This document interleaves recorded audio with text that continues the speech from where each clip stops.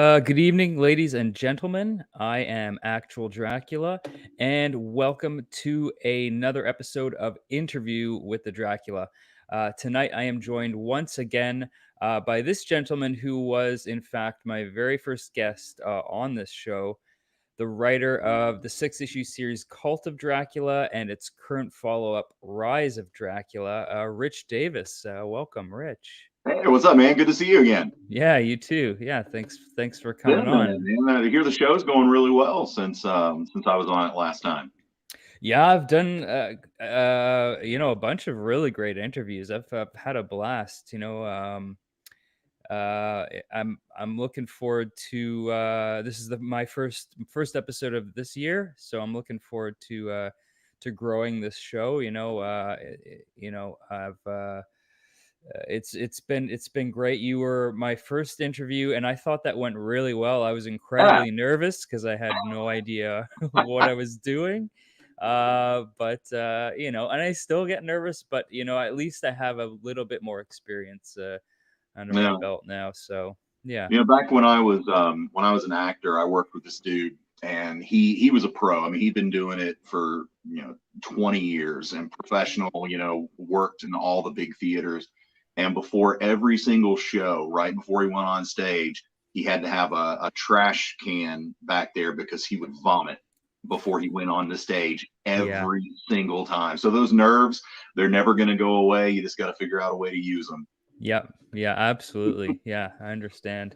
Yeah, and that especially for me because not only was it like my first time like doing kind of a like an interview, it was like I had just started my YouTube channel. I was just getting used to being in front of the camera at that point Yeah. even. So it's been about a year now, and I yeah, like you said, the nerves are still there.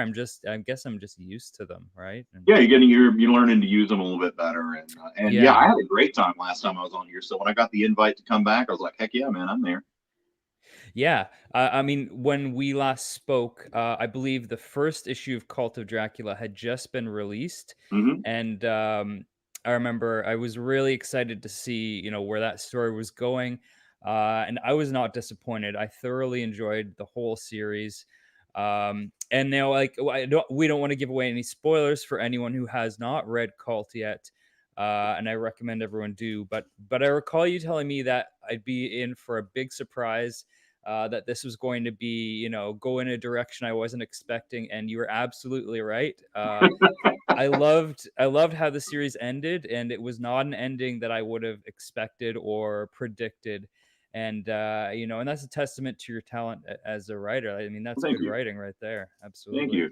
I love, I've always admired filmmakers coming up that they start to take you in one direction, and you think you know where it's going to go, and then boom, it spins on a dime, Hmm. and then it makes sense. You go back and you look at it, and they were laying these little breadcrumbs, letting you know it was going there, but you didn't see it until it was too late. And so I tried, I strive to emulate that with my books, and so I've been very pleased with the reaction to the way Cult ended, and I'm loving the way with Rise, people think it's going one way, but I promise you, it's about to take a real hard turn, and you're never gonna see it coming.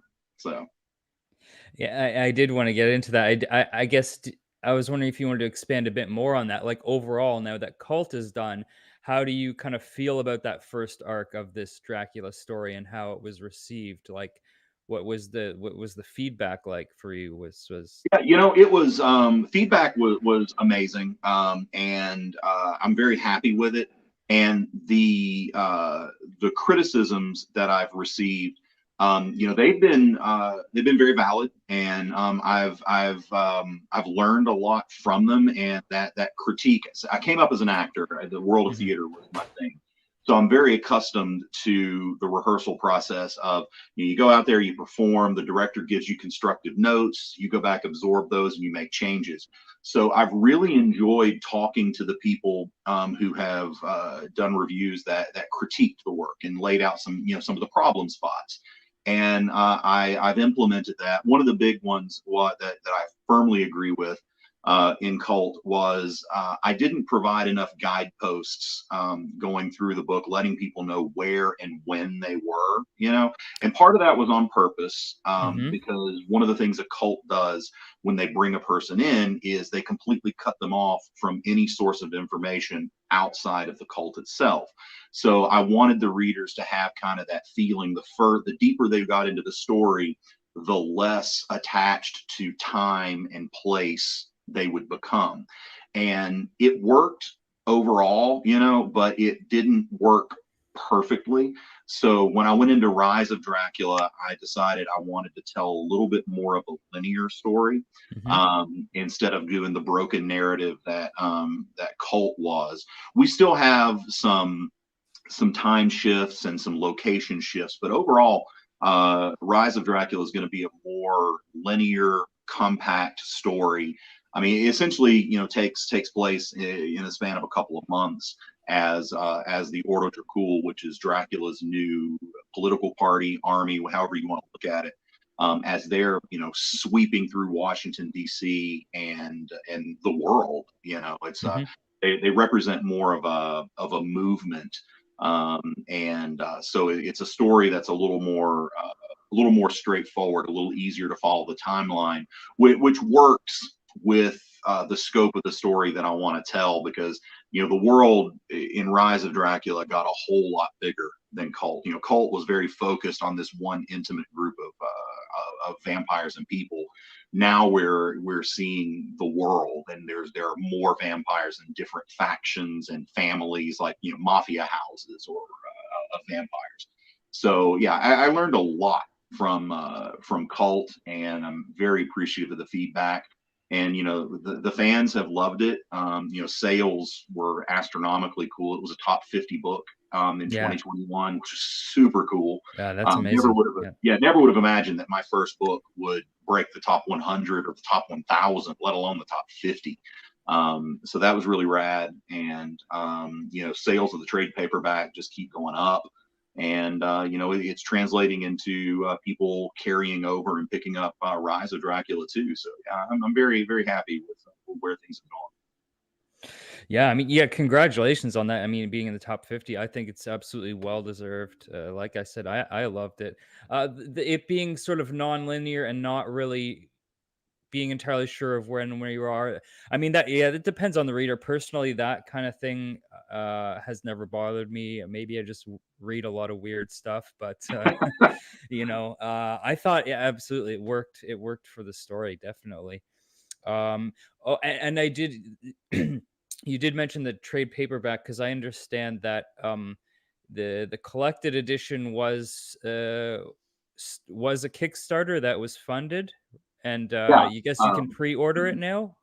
Yeah, so what we did, there's the standard trade paperback edition. That's Hmm. it just came out, standard release. It's available in comic book stores all over the world.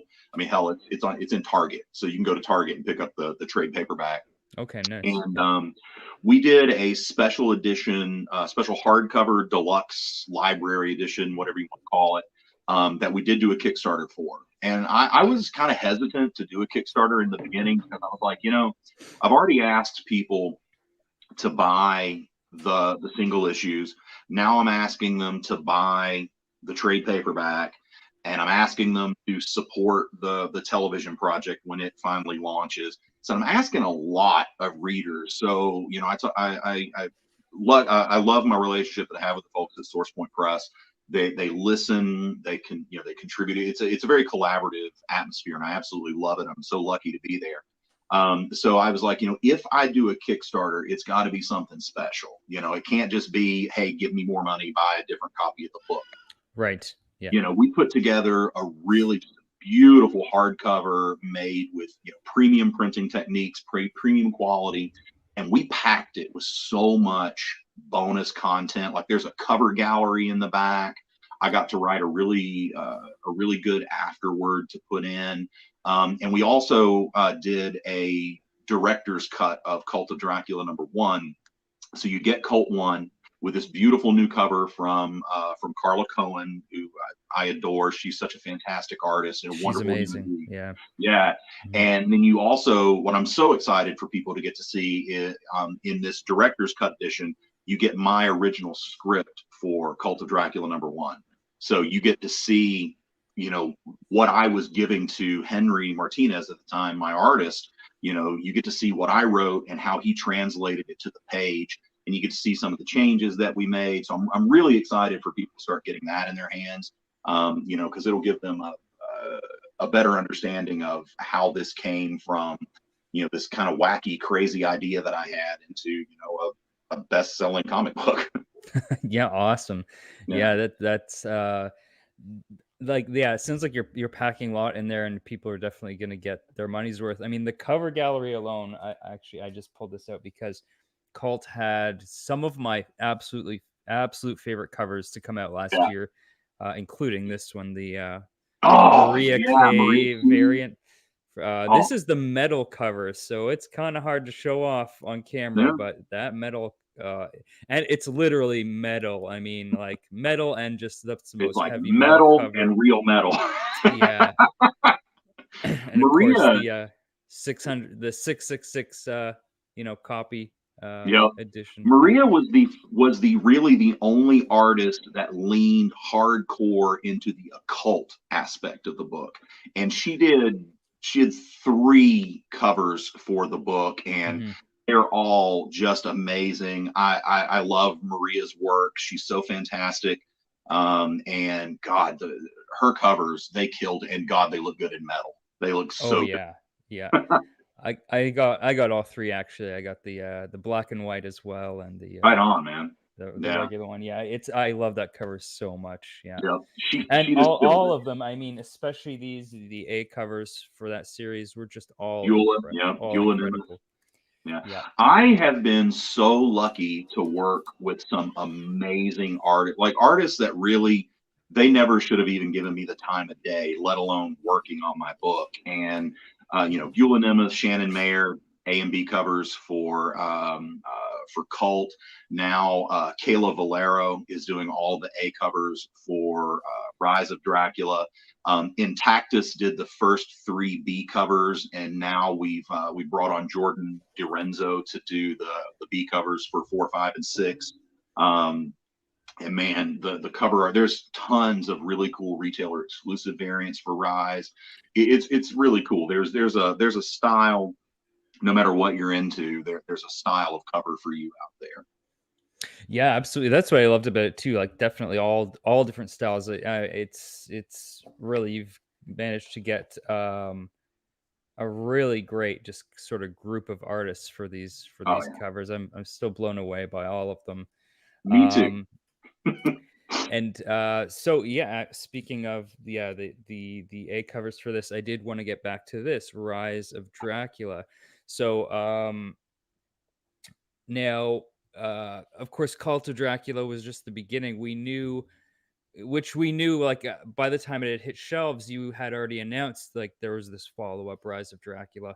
Hmm. Um and I guess issue 2 is just released this week, Yep, right? yesterday. Yeah, it And came out yesterday. yeah, like you mentioned it a bit before, things had taken quite a turn from the end of Cult, where to where this story begins, as we see Dracula and her Ordo Dracul, which is now essentially a vampire army, has descended Hmm. on Washington and taken over.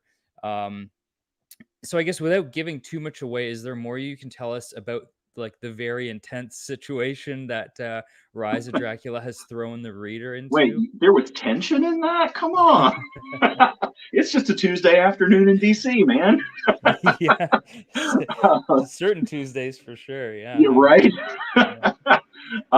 So all right. So if you look at, again, I come from a film and theater background, so I kind of look at things in the film perspective. So if you look at Cult of Dracula as a Toby Hooper, Southern Gothic, Texas Chainsaw Massacre, very intimate um, book. Rise of Dracula is more John Carpenter style. Mhm. It's a bigger world. It's a dystopian world, near future. The world is sick and it's rotting from within. and it takes a look at there. People have started to pick up on the fact that there's some very stark parallels between Rise of Dracula and the rise of the Nazi Party in Germany in World War II. This is a story about fascism and Mhm. how vulnerable the world still is to fascism. I don't take sides in the book. Right. I present harsh views of extremism, period. Left, right, other, it doesn't matter. We're looking at how quickly extremism and fascism can rise and how vulnerable democracy and our way of life is. And how we can be manipulated so easily by cults of personality and the media, and simple. I love the conversation that Van Helsing has with one of his officers. When he's like, we're not calling it a revolution. It's really cool. Just the word choices. It's the way the words you choose can Yes. change Yeah. everything. Terrorist or freedom fighter. Revolutionary or criminal. It, Whatever. it's how you spin it, right? Yeah. Exactly, and that's Yeah. going to be a huge theme running through the entirety of Rise of Dracula. Although it does take I guess my trademark sharp turn. And, you think you're getting one thing, but then I'm going to hook you with something else, and you're not going to see it coming. I can't wait until people get 3, 4, and 5 are probably my favorite issues of this book. I loved 1, I loved 2, but the story I felt like really gets where I wanted it to go, starting in Yeah, I can't wait to get to that for sure. yeah. And It, yeah, I mean, I do get the sense that these vampires don't give much leeway. So I mean, no, there is yeah, what you definitely get the sense you definitely were not. What I loved about this is you kind of threw us right into this situation, and becomes apparent very quickly what we're dealing with here. And Yeah, I so think I it's like guess page 2. You see the Supreme Court justices impaled on spikes in front of the Supreme Court building. So, yeah, like, yeah, it's we're not not it's not pulling punches. subtle. Yeah, No, yeah. and I always loved movies and stories like that where, like, I hate needless exposition. Mhm. Like, just, yeah, when you just spend pages and pages and pages of just telling me about the world. Just, dude, just throw me into it. Just put me there. And so, yeah, I mean, we start issue number 1 of Rise of Dracula opens with the literal genocide of Washington D.C. I mean, Yeah. I didn't want to waste any time trying to explain how Dracula got here, how she raised her, because it doesn't matter. Nobody gives a damn. What they want to see is what Mhm. she's doing with it. And I mean, we Mhm. open, DC has fallen, the government has collapsed. I get to work a really cool Battlestar Galactica reference in there, which I'm very proud of. And yeah, man, she's impaling the Supreme Court justices. She's wiped out Congress. We don't know what the hell happened to the president, but he's gone. And the people are, they're behind Dracula in this, because she's a true believer. She firmly and fervently believes that she is saving humanity from itself by eliminating most of humanity. And I had this idea a long, long time ago. Well, the first time I saw The Matrix, actually, Agent Smith. What if he was right? What if humanity's a plague? What if Mhm. we're the cause of the world's destruction? And that idea has never left me. So I'm glad that I finally get to tell this story. And Dracula believes, like, the only way to save the planet is to eliminate humans. And Actually, she's got a good point if you really think about it in a twisted sort of way. yeah. Yeah, I suppose it depends on your perspective on it. But what you just said was so perfect because I know going into like writing cult, you were reading about cults a lot and researching it. And what you Mm-hmm. just said is just so perfect because a perfect description of a cult leader is someone who's and members, someone who's a true believer who Mm, believes that what they're doing is going to save themselves or their world, their group, or even the whole world. yep. And those Um, people are dangerous. yeah, I just finished listening to a 7 uh 7 hour podcast on Heaven's Gate. So it's Oh, all still fresh in my head yeah. right And now. that's a cult that Yeah. doesn't get talked about as much anymore. Oh, no. Damn, Yeah, creepy. Yeah. definitely. Yeah. Um but also there was another point I wanted to get back to, which was, yeah, I mean, what I liked is, like you said, there's no exposition. Like, some people might say, well, what happened? What happened? What events took place between Cult and Rise of Dracula? Obviously, some time passed leading up to this hostile takeover in Washington. Does that really matter though to this story? I mean, right? Like, Yeah, it has no relevance on the Mhm. story that we're telling here. Right. So what I would encourage readers, 'cause I've had people already reach out to me like, "How the hell did we get here?" And I'm like, "Well, how do you think we got here?"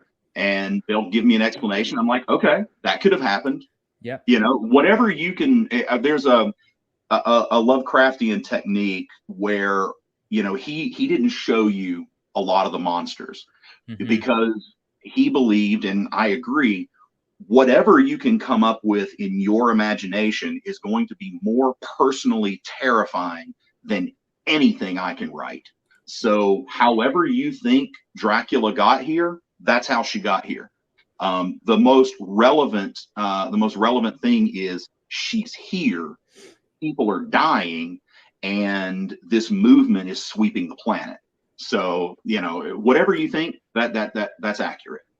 Yeah. Come to your own conclusions. Essentially, Right. it's yeah. Because Yeah. it really doesn't matter. It Right. doesn't Yeah. matter if she started out as a union leader and worked up the rabble, or if she was a radical militia. Who cares? She's here. There's an army. There's vampires destroying the city and putting court justices on spikes. That's the Yeah. cool. Yeah, do you really want 6 issues of all the council meetings that they went to trying to do this by the book, and then they were You just really like, want the Phantom "Forget Menace? forget it, let's just kill everyone," I Yeah. saw. I learned from George Lucas's mistake with the Star Wars prequels. And Phantom Menace was 2 hours of Galactic Senate Yeah. procedural meetings, and Yeah. I didn't want to tell that story. Yeah. I know, let's start the movie with something every child loves: trade negotiations. Yeah, Yeah. I'm sure Uh, somebody loved it, but yeah. Um, anyway, so yeah, so Rise, I mean, I just read the first issue. I can't wait to get into the rest of this.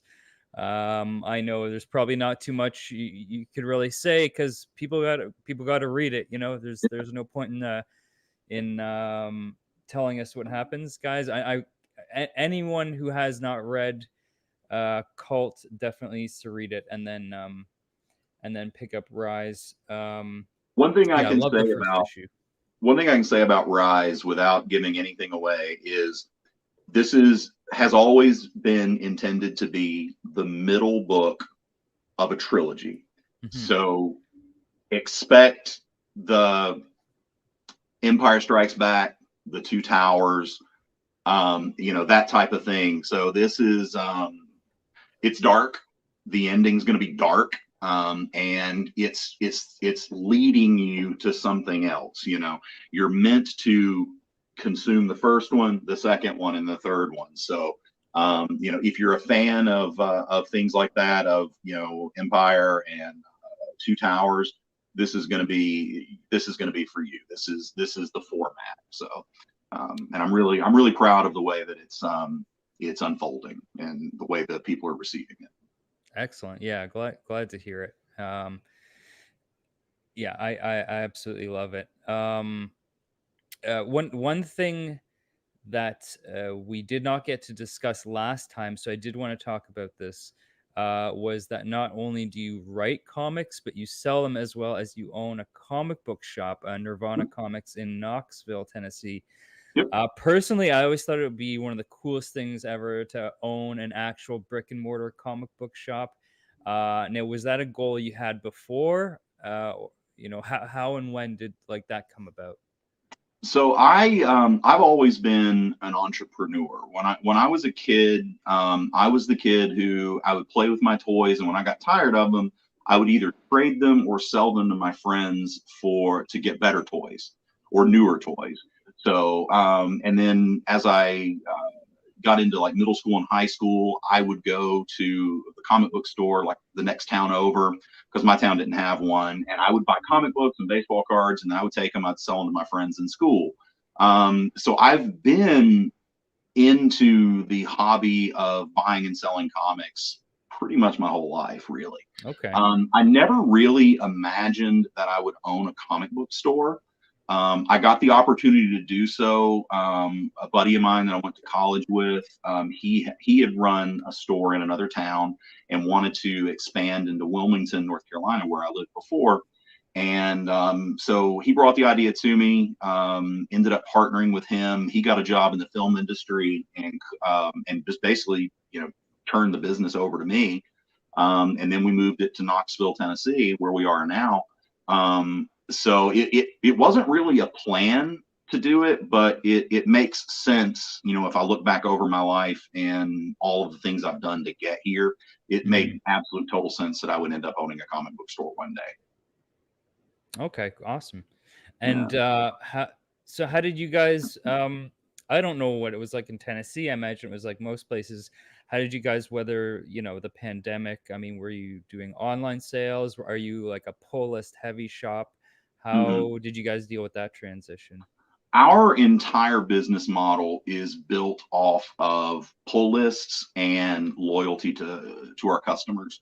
Hmm. So it really did the pandemic, we lost a lot of the walk-in business, but For sure. our core business remained because we have people set up on a subscription service, and we had to innovate like everybody else. Now we focused a lot of stores benefited by turning to the online marketplace, and that's how they survived. We went kind of the opposite direction. We turned hardcore towards servicing our local customers here in Knoxville.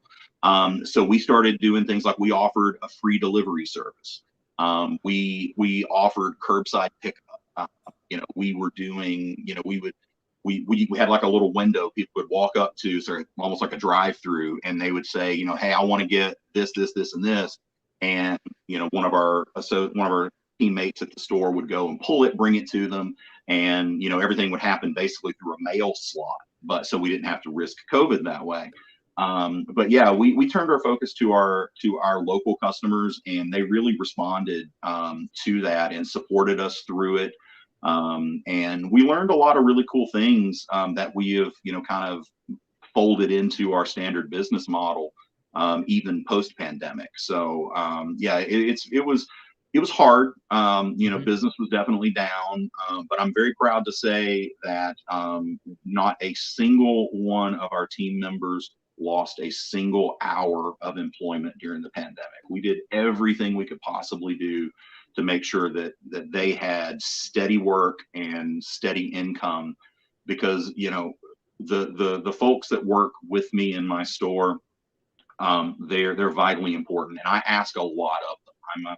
I hold them to very high standards, and I have very high expectations. So I rewarded that with showing them the same thing in turn. Like I would have felt like a real shitty person had I just closed the doors and said, hey, hit the unemployment line, Right. whatever, Right. because that would have been disloyal to them after I have been very demanding, with expectations and expecting loyalty from them. So I had to. The pandemic was my opportunity to step up and prove to them how valuable they were to me, and I'm very proud to say we were able to do that. Oh, that's excellent. Excellent. I had one more question about the shop, but there was a question here in the chat about, are the exclusive variants going to be included in the hardcover? Can you discuss the pre-order items that are available? Absolutely. So yeah, in the back of the hardcover, there is going to be a cover gallery that is curated by artists. So you'll be able to see all of the Maria Key and all of the Shannon Mayer and all of the Jay Fergusons, all of the Tiffany Groves. They'll all be there. So they're all in the back of the hardcover edition. So the Kickstarter's closed.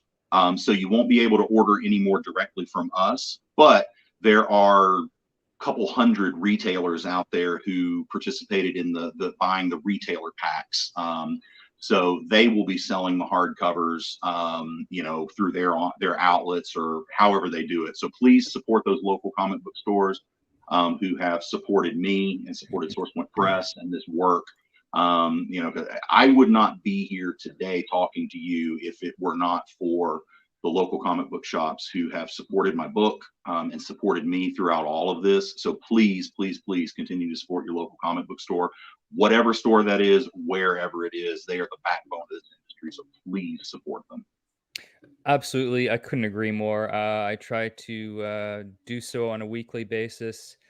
My wallet would say probably a little too much, but We're all uh, guilty of it. yeah, but but and and you guys, I mean, this sounds like an amazing shop, Nirvana Comics, and here's an incredible example because recently a Tennessee school board made the decision to remove Art Spiegelman's mouse from the curriculum, and you and Nirvana Comics have decided to do something incredibly generous and commendable in response to that. Can you talk about that?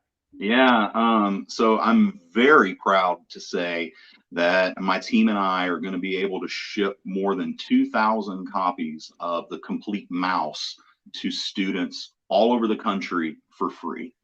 When I first read the article that Min County schools had banned mouse from their curriculum, my first Mhm. reaction was anger. I mean, I was pissed off because Yeah. one, I love mouse. It's one of those transcendent, transformative books, one of the most influential books on my personal life that I've ever read.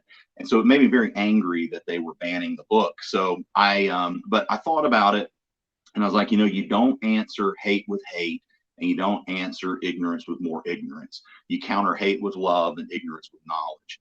So I decided, I called my business partners and I said, I want to do this. We've got 10 copies of Mouse in stock. I want to do a post on Facebook that says any student who wants to read it, we will loan them a copy for free. And I thought, when I made that post that morning through our Nirvana Comics Facebook page, I thought, yeah, you know what, 10 copies, we'll loan them out. It'll be, that'll be the end of it. It'll be this little small thing that we did. It blew up. I mean, Will Wheaton found out about it and he retweeted it, and a lot of other celebrities started doing it. And pretty soon we were getting phone calls and emails and texts and Facebook messages and Instagram DMs from people all over the world wanting to donate, wanting to support us. So we decided, like, we can't handle this by ourselves. So we went to GoFundMe. They're an amazing company and they're very transparent, which transparency was very important to us because I want people to be able to see that, when they're donating $1 to us, they know exactly where that dollar is going. And so we opened up the GoFundMe, and within a couple of days, we raised over $110,000. And we finally had to shut the GoFundMe down because we had enough money, Right. like we didn't need Yeah. to take any more. Yeah. But we worked out a deal with Penguin Random House, our distributor, to be able to purchase copies of the complete mouse at a bulk rate. And now we're in the process of shipping those books out for free to students. We're giving students here in Tennessee priority, but we're not limiting it just to Tennessee because we believe Okay. Mouse is such an important book. We're going to send it to any student who wants it, and we're very happy to say that we're including a study guide with it. One of our local teachers here in Knox County, Heather Green, she put together a 10-page study guide. So we're including that because the purpose of this is educational. We want kids to read Mouse, and we want them to have conversations with their parents, with their peers, with their teachers. And so we've included that study guide so that the parents who are homeschooling, things like that, are able to discuss the book in an educational way. So this has turned out to be a very successful program, and we're very humbled and grateful that we're able to be in a position to do this. Yeah, it's incredible, incredibly generous, and yeah, I mean that's I, I couldn't agree more. Mouse is just such I mean, it's never mind comics. It's one of the finest examples of the medium ever. But just as a story, it's incredibly moving. A very human story, Hmm. and a must read. And I think using that, like you said, using it as an educational tool and getting people to actually have discussions about this. This is a perfect book for that. Absolutely. It This is. is a book you could talk about, ad nauseum.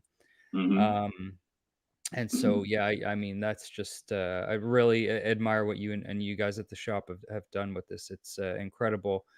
I mean, just the fact that this has even happened. I mean, there was a list recently from the Guardian, I believe, of books that certain school boards across the country are currently trying to get banned, and like it's deplorable. Like Oh my God. they run the gamut from books about history of indigenous peoples to important figures in the LGBT community, and to books like Handmaid's Tale and V for Vendetta. Hmm. And the irony on those is not lost on me. I mean, you're talking about both of those center around, these Orwellian dystopias Yep. where totalitarian governments are always watching and say what you can or cannot do or Yep. even think, right? Yep. Um, Exactly. It's and I I have a don't hard time understand. wrapping my head around that. It's 20 I don't twenty understand twenty why two. We're we're afraid still of doing knowledge. this. Yeah, You know, exactly. Yeah. knowledge is never a bad thing. Even if you even if you learn something atrocious that happened, like, I mean, the Holocaust, it is the worst atrocity in modern human history, Hmm. maybe in the history of humanity. So it's terrible to learn about, but it's not a negative to learn about. It's nothing, learning about it is nothing to be afraid of, because learning about it is what will help you understand why things happened before, so that you can identify them before they happen again. And that's a solid theme that you're going to see pop up in Rise of Dracula as well. You'll see these red flags of fascism and totalitarianism. You'll see those start to pop up, and people forget Hitler was elected. He didn't overthrow the government. Julius Caesar was elected. He didn't, he worked within the law and Hmm. created a totalitarian dictatorship. Yep. And we have to be vigilant against that. It's a very relevant topic today because, you know, science fiction writers tend to be very prescient. They were writing about cell phones and things that we have today, 50, 60 years ago. And so you can learn a lot from Orwell, and you can learn a lot from The Handmaid's Tale and Philip K. Dick, and artists like that. And you have to know what to look for in order to prevent it, because otherwise you're going to get bum rushed by it, and by the time you realize what's happening, it's too late. Right. Well, and if this means that someday Dracula is going to be president, I'm sorry, guys, but I'm all for it. I say bring it, You bring might it want on. to read the book before you Yeah. say that. All right. No, no, I made up my mind. That's it. It's going on. It's Um, Yeah, God, there's so much I want mm. to tell you, because I wanted, but I can't, because I want you to it'll. too, but you know what? Don't, because I love surprises, and Yeah, yeah, I get enough spoilers as it is on a daily basis. yeah. What I can say is, Speaking of which, sorry, I no, go wanted ahead. to say one last thing about this point was that with the book banning, and I mean the idea that um removing books like these that we mentioned, Mouse especially, that you're somehow protecting people from things or ideas that may be harmful, I mean, Mhm. spend 10 minutes on the internet. You're not protecting anybody from No. anything. Like, And that's the you know? purpose of education, is to challenge your belief system. And that doesn't Mhm. mean that it's denigrating or detracting from your belief system. It's, in a lot of ways, when I read things that are counter to what I've always thought or to my core beliefs, they strengthen my beliefs, because now I've been challenged and I've learned to think and overcome those things. Free thought is not dangerous. It is, you're not protecting your children by preventing them from thinking for themselves. It's antithetical. You're actually harming your children, because you're Absolutely. preparing them for a world, a kid-proofed world that doesn't exist. And when they Mhm. finally do enter the real world, it's going to blow their minds and it's going to destroy them.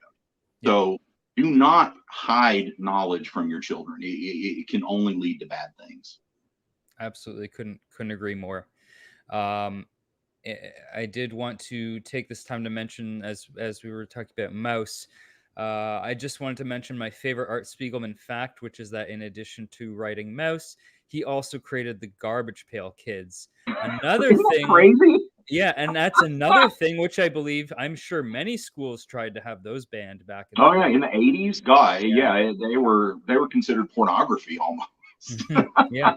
But yeah, like the guy that wrote Mouse, also Garbage Pail Kids, you know? So That's he bananas when you think wore about many hats, Art it. Spiegelman. Yeah, he Yeah. Art Spiegelman is he's a brilliantly talented artist. I mean, he's just wonderful, Mhm. brilliant mind, and I love hearing him speak. I love reading essays or anything. He's just a wonderful, insightful human being, and we need more of him.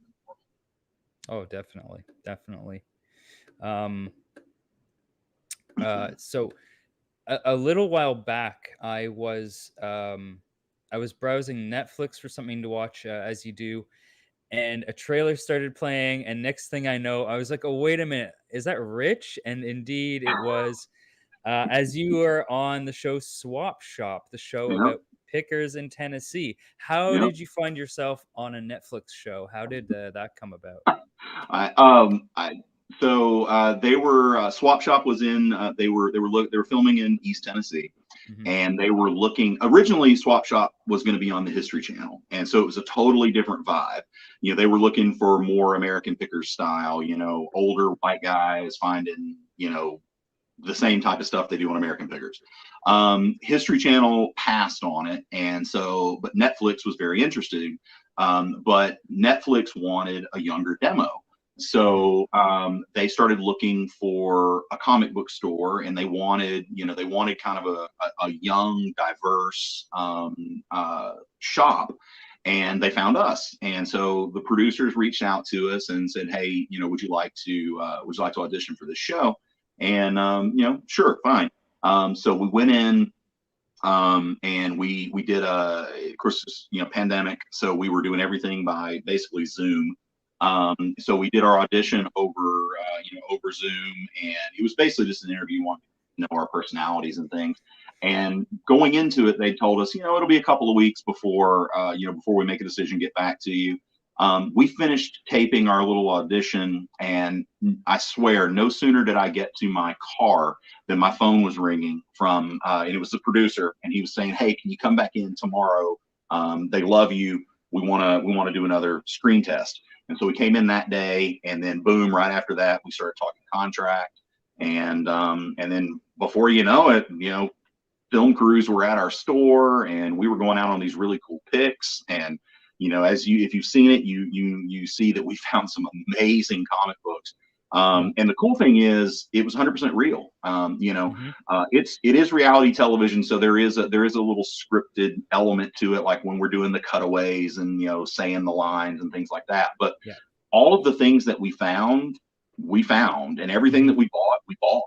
Like the biggest episodes when we go into the guy's basement, and I mean, or garage, and it's just like a sea of amazing comics. That's totally real, man. They didn't tell us anything about what we were going to go into. We didn't know what we were going to find, and we went on a couple of picks that didn't make the show because we didn't find anything. Right. but it Yeah. was just part of it. And it was really fun to do. I'm very proud of it. Season two comes out next week. Yep. So you can check it out on Netflix. We're And you're in in, season 2 as well? yep, Yep. yep, we're in season two, and we're talking about negotiating for doing a season three. So we'll see how that goes. But yeah, it was a really cool experience, and very glad that we got the opportunity to do it. Awesome. Yeah. I mean, I watched the show. I really liked it. I mean, as a collector myself, I think most collectors understand this. Like, I understand the appeal of watching shows like this, or American Picker, Storage Wars, because first of all, you get to see a lot of cool, potentially very rare items, right? Mhm. Uh, and then you get to live vicariously through these people who get these big finds that, like, Mhm. day to day, day to day life, you're not really getting the opportunity to do that stuff. So, Right.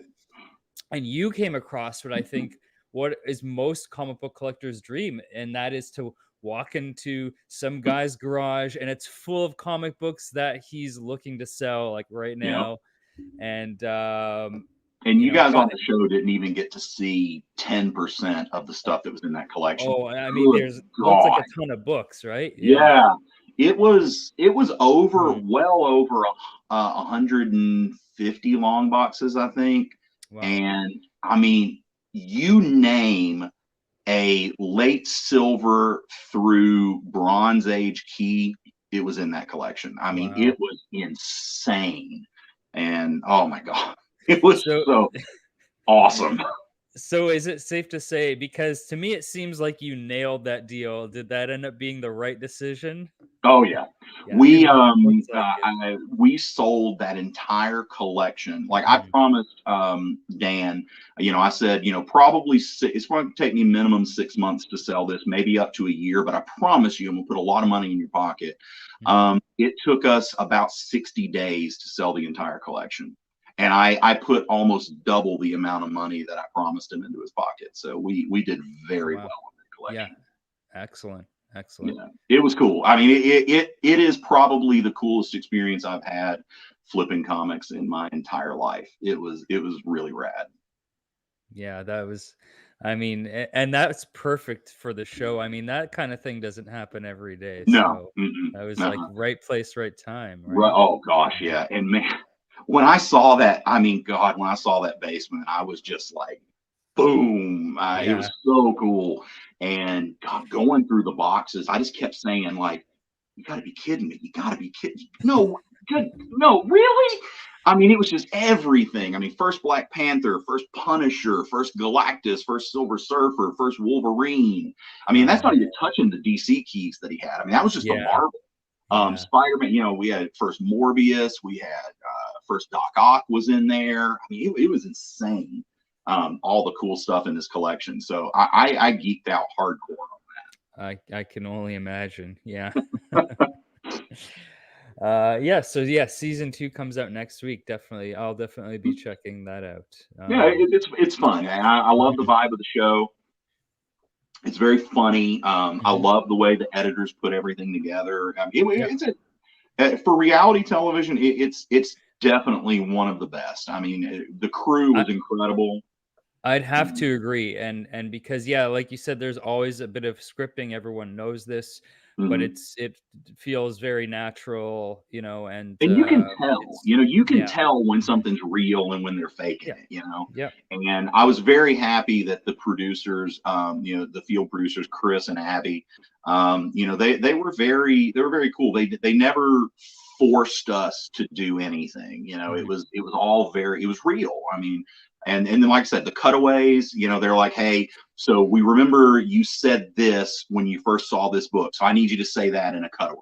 Sure, mhm, whatever, because you got to set things up. But it was real. The money that changed hand. There were some deals that we attempted to make that just we didn't make. They didn't work. But that was just part of the show, part of it.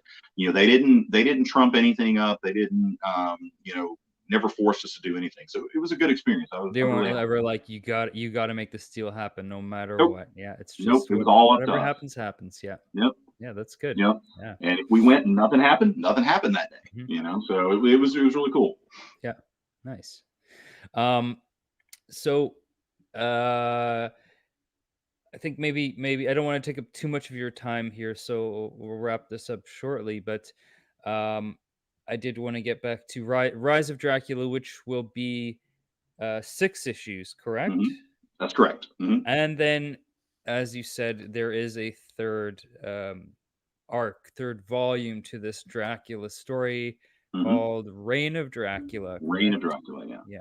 Yeah. Yep. Um, So the ending of Rise of Dracula will set up Reign of Dracula, and so Reign is more of, so if Cult was a Toby Hooper film mhm. and Rise were a John Carpenter film, Reign of Dracula is going to be a George Miller straight up Mad Max. The world is completely fucked film.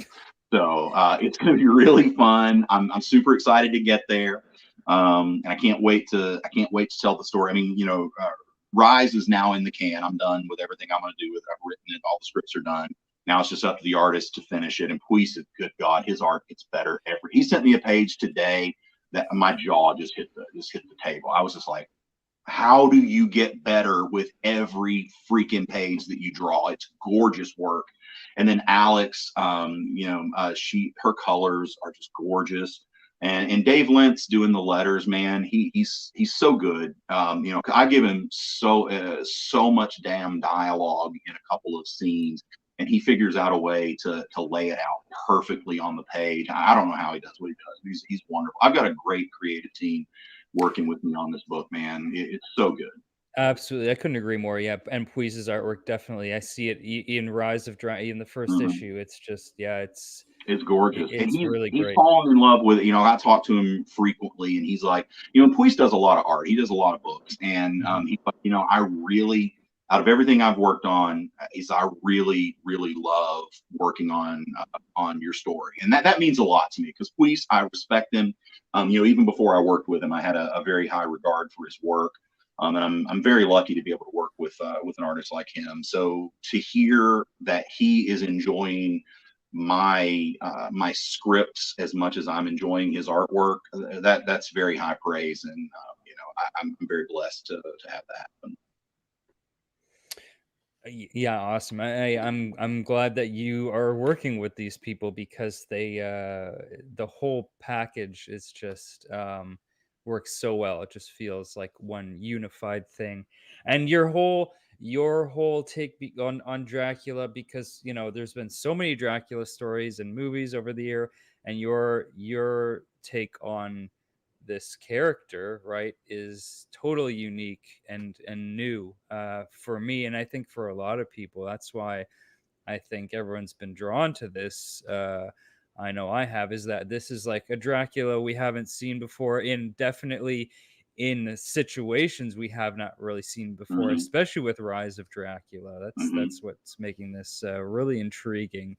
Yeah, I Yeah. can't wait to get to the rest of this story. And what I wanted to do with Rise was, because Dracula in Bram Stoker's Dracula was moving to England for a purpose. He was Mhm. basically going to rebuild his empire based in London and take over Europe. That was the end game for him. So, he obviously didn't get to do that because of the intervention of, Van Helsing and Jonathan and all that. Mhm. So I wanted to kind of, when I was gaming this out, plotting it out, I was like, okay, well, what if he succeeded? What if he actually did get to launch his empire? And Yeah. so that became the genesis of Rise of Dracula, and it's turned out to be a really cool story to be able to tell, and I'm very glad that SourcePoint is allowing me to tell it. Awesome. Yeah, the Vampire Empire. I mean, Yeah. it just makes sense.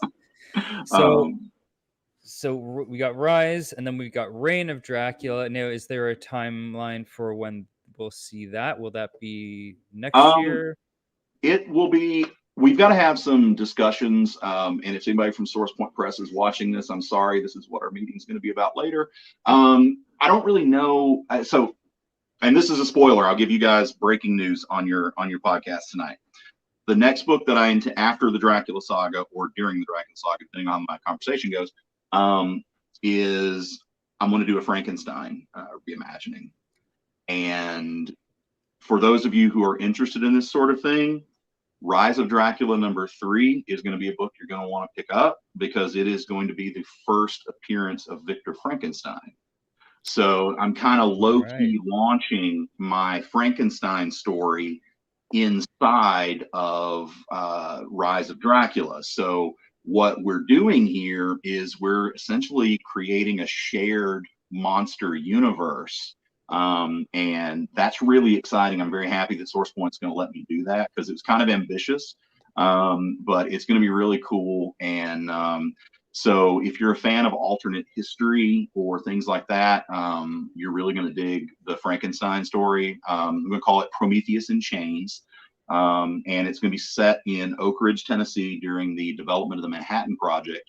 And Victor Frankenstein is one of the German scientists who fled the Reich and came to the United States to help us develop the atomic bomb.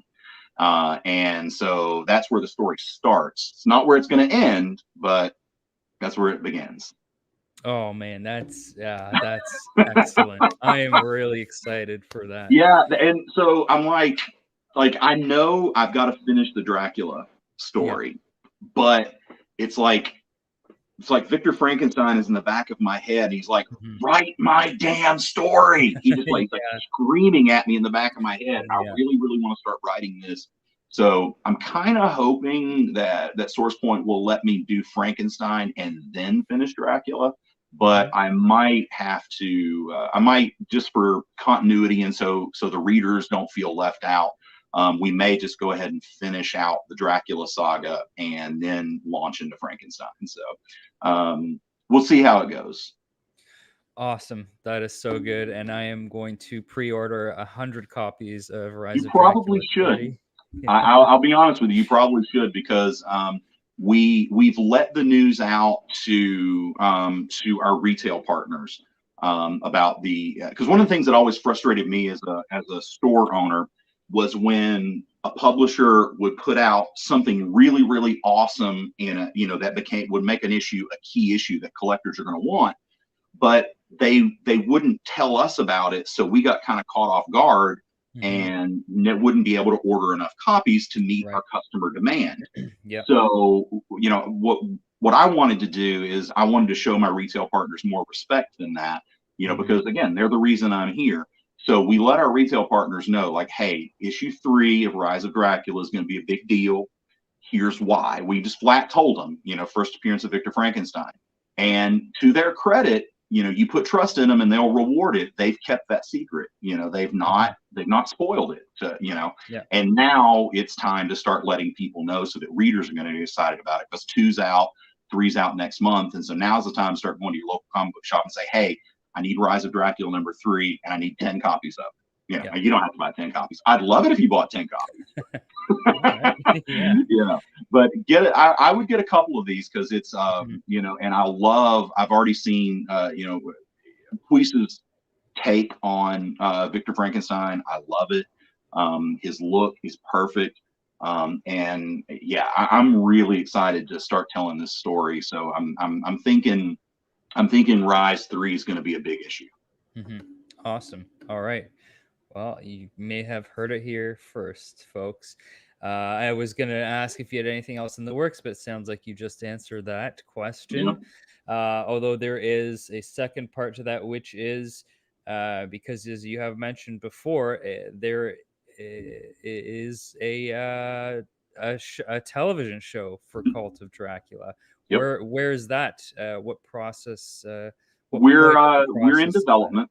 Yeah, we're in development. And what I've told people from the very beginning, and again, I understand this because I've actually worked in the film industry, so I know how slow things can move. They'll move very slow until they're not moving slow anymore, and then it's like a train, a bullet train turned loose, flying down the tracks, and you can't stop it. So we've had high level meetings with our network. And we have had high level meetings with potential showrunners and potential cast members.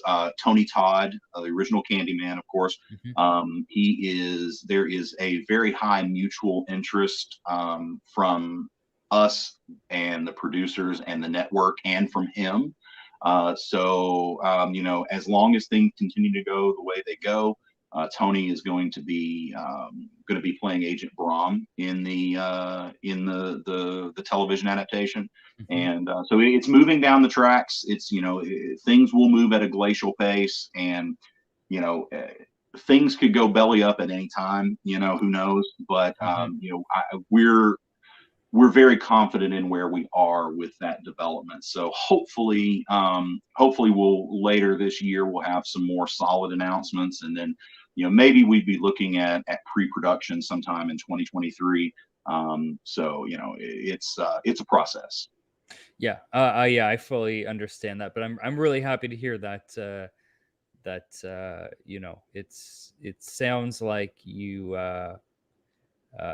it is moving forward, at least Mhm. like you said, slowly, but Yeah. yeah, like you said, it can just it'll just once it starts to go, it goes, right? Like, Yep. And I mean, yeah. what I can say is I'm very happy with the network that we're working with. I'm very happy with the producer. I'm very happy with the names that have been bandied about as for showrunners. Mhm. And I'm very happy with the discussions we've had about potential cast members. Yeah. So and I'm very glad. Like I won't be involved. I won't be writing the scripts. That'll be up to the showrunner. I will be part of the writers' room, so I'll have like a influence over how it goes. But with the concepts that we've discussed, I'm very happy with the way that it's probably. Awesome, man. Yeah, yeah. I loved Cult, and I love Rise, so I would be ecstatic to actually get to see that as a show someday. I'm definitely best of luck with that. Thank you. Thank you very Yeah, much. would love to see that. I had one more question. I wanted to end on a Dracula question. Okay.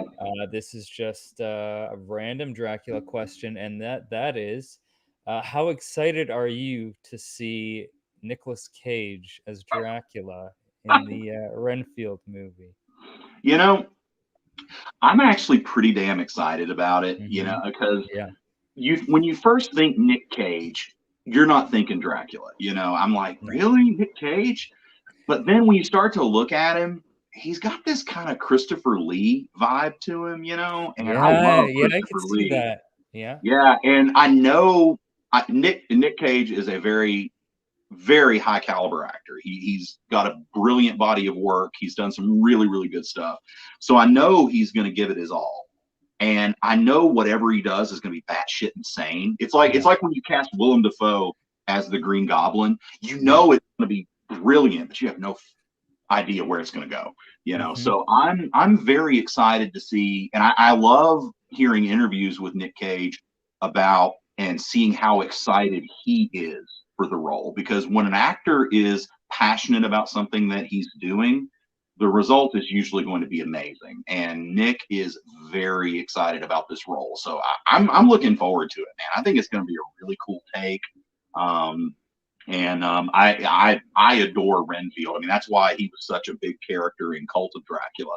I love the character, and I think he's often overlooked. I love the way Tom Waits played him in the '92 Yeah. film. Yeah. Even though he only got a little bit of screen time, it's still one of the most memorable. Tom Waits and Sadie Frost Easily. are God. They're the two standouts in that movie for me. Hmm. So yeah, I'm excited about Nick Cage. I'm conditioned to be excited about it because I love anything Dracula. So, Well, that's why I asked. yeah, I'm going to I go probably see wouldn't it. ask just anybody that question, but I know what a big fan of Dracula you are. I Yeah. know, yeah, you're a huge fan of the '92 film, as am I, and I think he's going to be great as well. I love Nicolas Cage. He did, of course, play a vampire in Vampire's Kiss. Hmm. which was also a batshit crazy Yeah, performance. and And it's better than I remember it. Because I recently rewatched. When I say recently, I say several months ago. But I rewatched it, and I'm like, yeah, mhm. that's a good movie. I mean, Yeah, yeah. it's '90s, but it is what it is. And but yeah, I really enjoyed it, and yeah, and Nicolas Cage, I love him. I still can't not see him in that god awful Superman costume.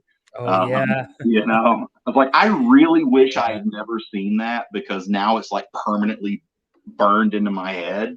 But Oh man. Nicolas Cage is a passionate comic book guy, passionate horror guy, and a very, very gifted actor. So I think it's going to be a Oh, good no thing. doubt. Yeah, yeah, I'm really looking forward to it as well. And we got Forsaken says I just pre-ordered the Cult hardcover, exclusive issue 1, and Rise of Dracula Ashcan. Oh, So right on, keep man. going. Thank you so Awesome. much. I appreciate that. I hope you enjoy it. And also, I'll throw this. It's widely known, but I'll throw it out on your show too. If you guys ever want anything signed, all you got to do is mail it to me with a return label. Just mail it to Nirvana Comics. And I will caution you. I get because I put this out there so much. I get mail every day, and I've got a giant stack of books that I've got to get through for signing. Mhm. And I promise you, I'll get it to you, and I'll sign it for free and send it back to you. But I can't promise you it's going to be fast. Right. All right. Well, fair enough. I mean, if you do that, that's fantastic. Right.